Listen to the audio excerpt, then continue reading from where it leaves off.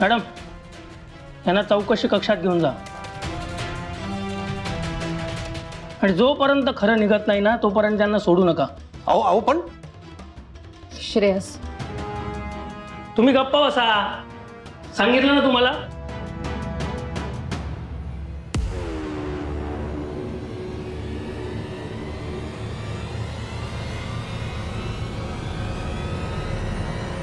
आराध्या,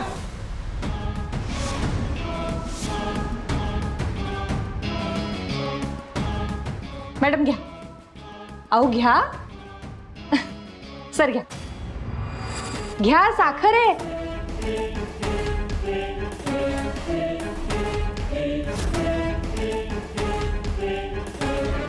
साखर आहे. एका सभ्य घरातल्या सभ्य मुलीच्या पर्स मधली सात्विक पिठी साखर. ही साखर आहे ती. ड्रग्स टाकणार होतीस तू. अगं मी ड्रग्स टाकले होते. पिठी साखर कुठून आली मला नाही माहिती ग. ते काय ना, माझा नवरा इंडस्ट्रियलिस्ट नवरा.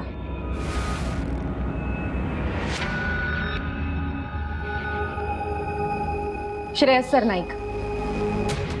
त्यांची तब्येत काही महिन्यांपूर्वी बरी नव्हती. म्हणजे आता ते तसे पूर्णपणे बरे झालेत, पण अधूनमधून कधीतरी त्रास होतो, चक्कर येते, शुगर लो होते. त्यामुळे चटकन असा काहीतरी उपाय हाताशी हवा जर चक्कर आलीच तर.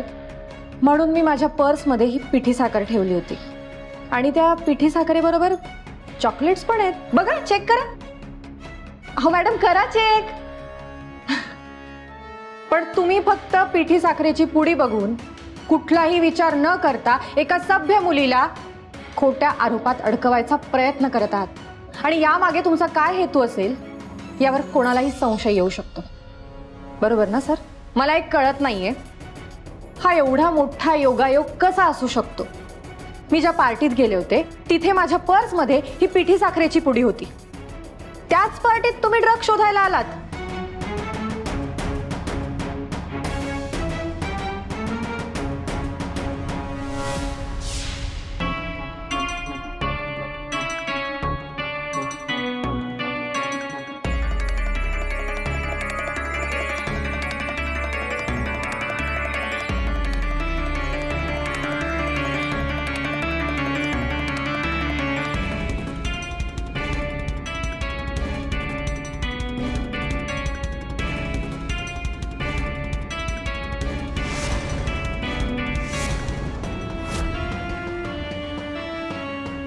श्रावणी आणि संचिता या दोघी पार्टीमध्ये इथे काय करतात शोधून काढलंच पाहिजे.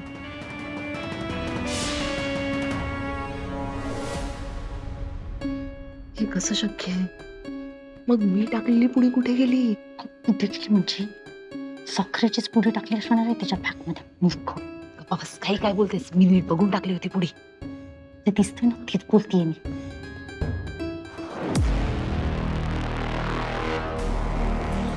झालं तुमचं समाधान? निघू का आम्ही आता तरी? सॉरी सर, तुम्हाला सर्वांना इथे येऊन त्रास झाला, पण सर आमचाही नाईलाज आहे. आम्हाला टीप मिळाली होती की पार्टीमध्ये ड्रग्सचं सेवन होते, सो म्हणून तुम्हाला सगळ्यांना इथे चौकशीसाठी यावं लागलं. सॉरी मॅडम, प्रेग्नेंट असताना तुम्हाला इथे यावं लागलं त्याबद्दल एक्स्ट्रीमली सॉरी. पण काय ना, आम्हाला आमचं काम करावं लागतं. नाही ठीक आहे मॅडम, तुम्ही तुमचं कामच करत होतात. येऊ आम्ही? येस. थँक्यू.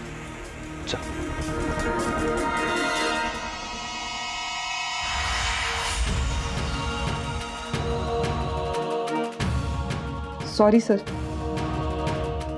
मूर्ख आहेस बावट. चल ना. ए तुम्ही दोघी थांबा तिथे. तुम्ही पळून का चाललाय दोघी? आणि खिडकीमध्ये काय बघत होता? मॅडम, मला या दोघींवरती डाऊट आहे. आल्यापासून चेहरा लपवत आहे हे दोघी. हे चेहरा दाखवा आधी. तुम्हीच नाही आणला ना ड्रग्स पार्टीमध्ये? Excuse me. तुमचं काय? ते माझं घड्याळ पडलंय तिथे.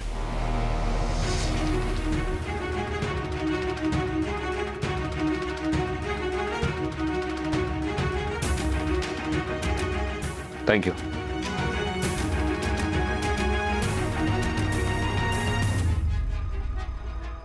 हे खाली काय शोधताय? उभे राहा. आणि तुम्हाला पदर काढायला सांगितलं ना? पाहिले आमचे चेहरे? मला ओळखलंच असेल तुम्ही.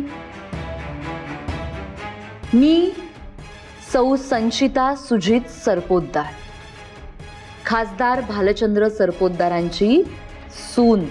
आता ओळखलं असेल ना मला?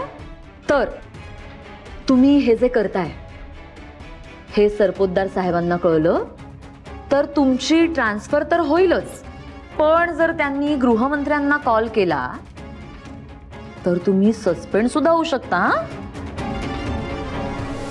आणि मी उद्योगपती सरनाईकांची सून. माझ्या जर नवऱ्याला कळलं ना की तुम्ही मला इथे अरेस्ट करून त्रास देताय तर तो थेट कमिशनरला फोन लावेल. आणि मग पुढे काय होईल हे तर तुम्हाला माहीतच आहे, हो ना? लावू का फोन? बोला, लावते मी पटकन. थांबा 1 मिनिट. तुमचा आवाज कुठेतरी ऐकल्यासारखा वाटतोय. ती ड्रगची बातमी फोनवर देणारे तुम्हीच का? ते तुमचाही आवाज माझ्या ड्रायव्हर सारखा आहे. पण तुम्ही माझा ड्रायव्हर नाही आहात ना. काय मग आता तुम्हाला कॉल कुणी केला हे शोधणं तुमचं काम आहे. तुम्ही करा तुमचं काम. एक्झॅक्टली. आणि आणखी थोडा वेळ आम्हाला इथे थांबवलं ना तर त्याचे परिणाम वाईट होतील. चल ग.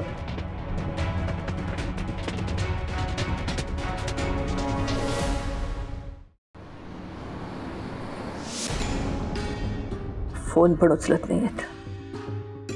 कुठे गेलेत कोणाला माहिती. पार्टी तर कधीच संपली असणार. सांगायचं ना फोन करून उशीर होणार आहे तर. सरपोतदारांना सांगू का? नाही, नको. काय करू काहीच कळत नाहीये.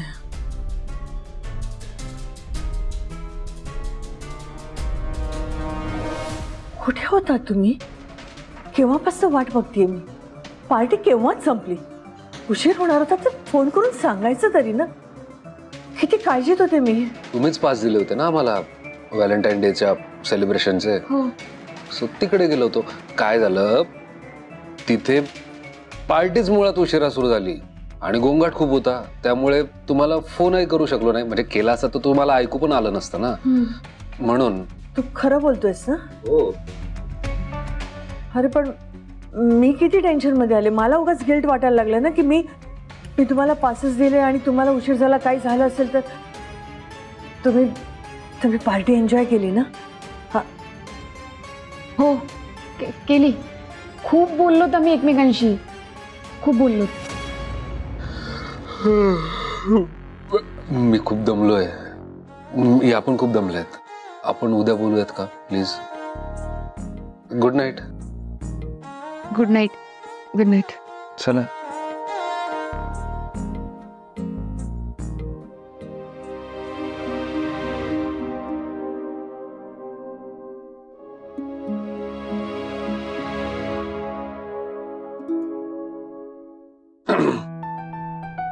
काय झालं स्वनंदी?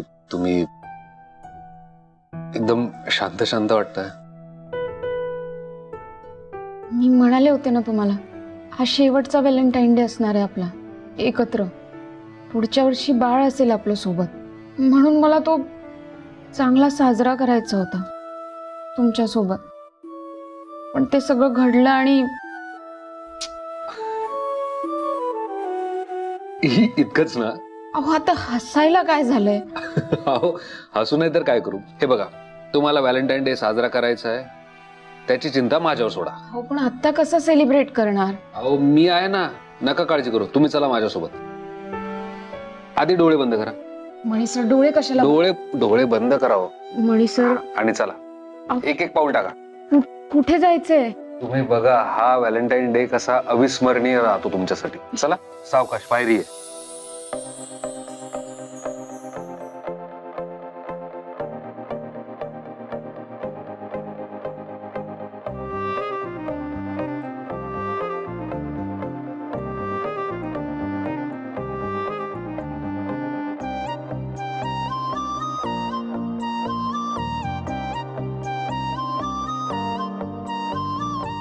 मणी सर, अहो हे हे कधी केलं तुम्ही? ऍक्च्युली स्वानंदी, मला आपला व्हॅलेंटाईन डे असा सेलिब्रेट करायचा होता, पण मग सकाळी मॅडमने पास दिले आणि मी नकार नाही देऊ शकलो त्यांना. आणि मग सदाला सांगितलं की हे इतकं सुंदर डेकोरेशन तयार झालंय तर किमान आजच्या दिवस असंच राहू दे. तुम्हाला आवडलं? मणी सर, अहो खूप सुंदर आहे. मग करूयात सेलिब्रेट. हो, कसं करायचं? म्हणजे तुम्ही काही ठरवलं असेल ना? म्हणजे माझ्या डोक्यात असं होतं की मला असं वाटत होतं की आपण आता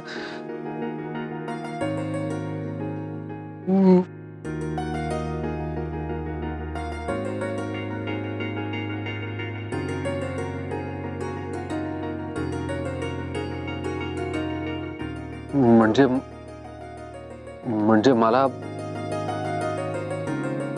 स्वानंदी, मला तुम्हाला असं स्वानंदी, अहो तुम्ही. मणी सर, अहो तुम्ही काहीही बोलू नका. तुम्हाला जे बोलायचंय, जे सांगायचंय ते मी पाहिलंय, ऐकलंय, अनुभवलं सुद्धा आहे. तुमच्या प्रत्येक कृतीतून आणि तुमच्या वागण्यातून. मी खुश असताना तुमच्या डोळ्यात दिसणाऱ्या आनंदात ते मी पाहिलंय. माझ्यावरची अनेक संकट तुम्ही स्वतःवर झेलताना मी ते अनुभवलंय. आणि सर, अहो तुमचे डोळे जरी बोलत नसले तरी तुमच्या बोलक्या डोळ्यांनी ते अनेकदा मला सांगितलंय. त्यामुळे आज मला बोलू द्या.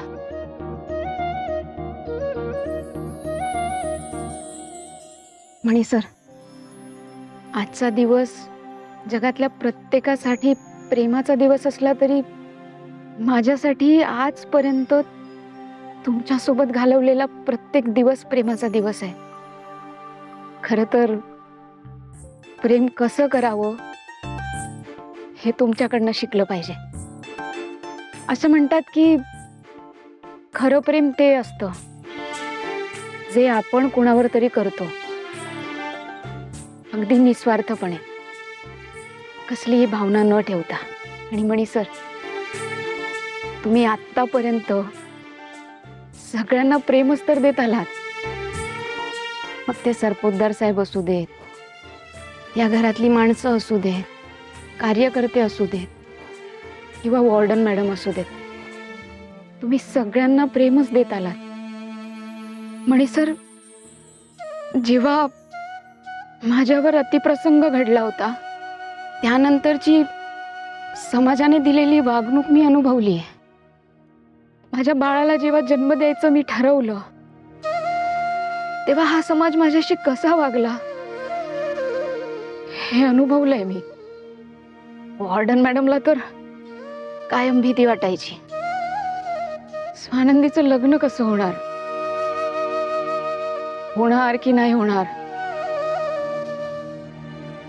पण खरं सांगू का, म्हणजे मला ना अशा व्यक्तीशी लग्न करायचंच नव्हतं जो व्यक्ती स्वतःच्या स्वार्थापोटी किंवा समाजात एक चांगली इमेज व्हावी किंवा मला सिंपती मिळावी म्हणून माझ्याशी लग्न करेल. मला नव्हतं करायचं लग्न. माझ्या बाळाला एकटीने वाढवायला तयार होते मी, पण तुम्ही माझ्या आयुष्यात आलात.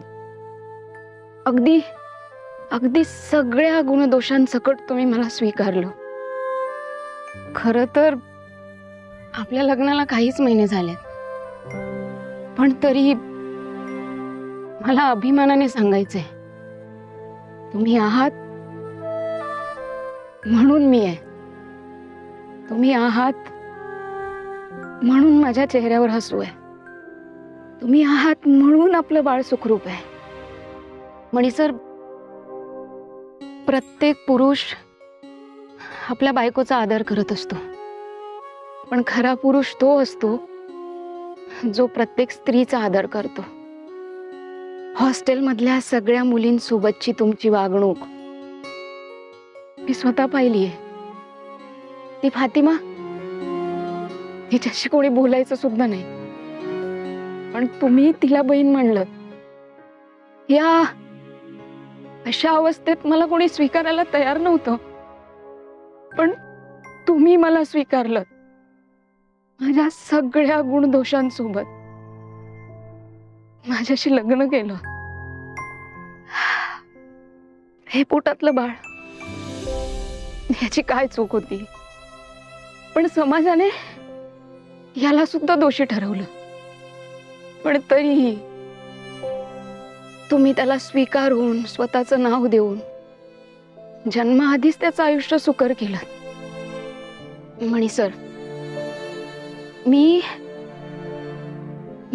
कधीच एवढी हिंमत करून बोलण्याचा प्रयत्न नाही केला, पण आज सगळं धैर्य एकवटून तुमच्याशी माझ्या मनातलं बोलतेय. जगात अनेक नर आहेत, पण प्रेम, संयम, आदर, जबाबदारीची जाणीव, परिपक्वता आणि औदार्य असलेल्या नराला पुरुष म्हणतात. मणी सर, तुम्ही जगातले सर्वोत्तम पुरुष आहातच, पण त्याहूनही अधिक तुम्ही एक उत्तम मुलगा, उत्तम नवरा आणि उत्तम बाप होणार आहात, ह्यात काही शंकाच नाहीये. मणी सर, मी खूप नशीबवान आहे की तुम्ही माझ्या आयुष्यात आहात.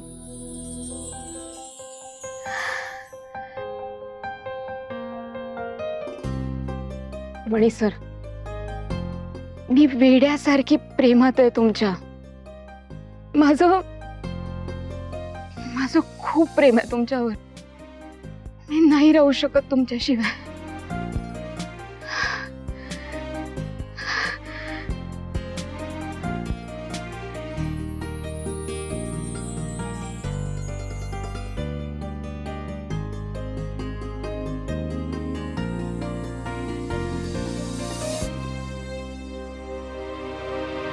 स्वानंदी, तुम्ही हे सगळं बोलल्यानंतर मी काय बोलू मला कळत नाहीये.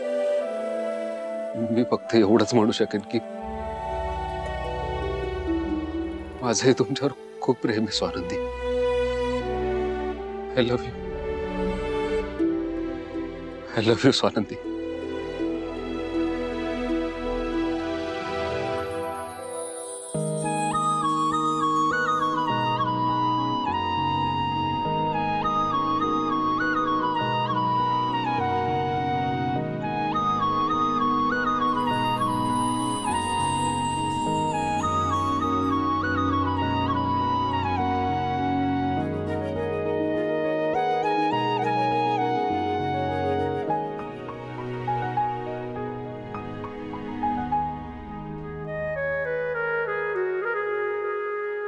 स्वानंदी, असं म्हणतात की या कंदिलाला ना आपल्या इच्छा सांगायच्या, मग हा कंदील वरती जातो आणि विधात्यापर्यंत आपल्या सगळ्या इच्छा पोहोचवतो.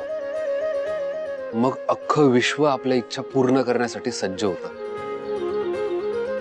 पेटूयात?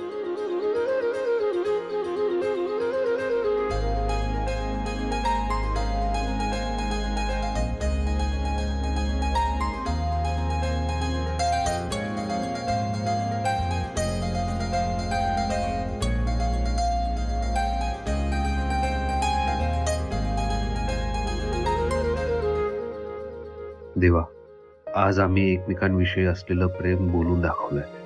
आजवर अव्यक्त असलेल्या प्रेमाचं आमचं नातं आजपासून व्यक्त प्रवासाच्या वाटेवर निघालंय. हा प्रवास सुखाचा, आनंदाचा आणि कधीच न संपणाऱ्या आमच्या प्रेमाचा असू दे.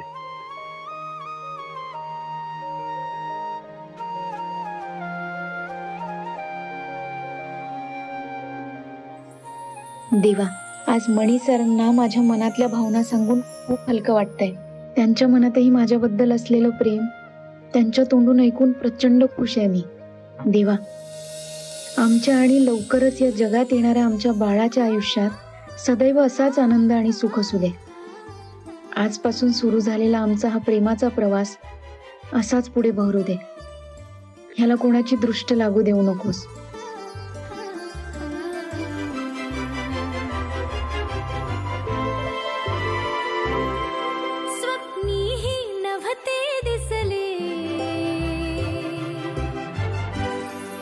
अवचित कोठून आले, स्वप्नीही नभते दिसले, क्षण अवचित कोठून आले. अथिरा अथिरा एकांत, जग एकवटे दोघात.